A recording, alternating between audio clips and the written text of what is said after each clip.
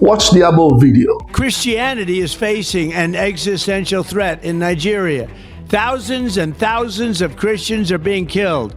Radical Islamists are responsible for this mass slaughter. I am hereby making Nigeria a country of particular concern.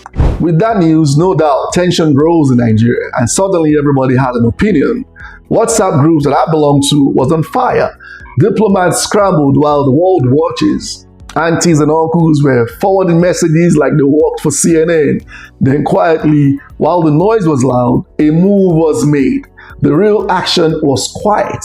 Thanks to the U.S. Lobbying Disclosure Act requiring that paid lobbyists to register and submit quarterly reports on their activities, their expenses, and their clients to the U.S. House and Senate, Nigeria hired a lobbying firm. They didn't, at least not to the public knowledge, hire spies. They didn't hire hackers either. They hired professionals whose job is to shape how powerful people see you. They don't twist arms. They don't force outcomes, but they shape perception. To tell your story in rooms that you cannot enter yourself. Here's the kicker. Weeks later, the tone changed. The same president who sounded cautious now spoke warmly about Nigeria, even offered kind words about the First Lady at the prayer breakfast. But we're honored to be joined today by the First Lady of Nigeria, who also happens to serve as a Christian pastor at the largest church in Nigeria, a very respected woman. First Lady, please, where are you?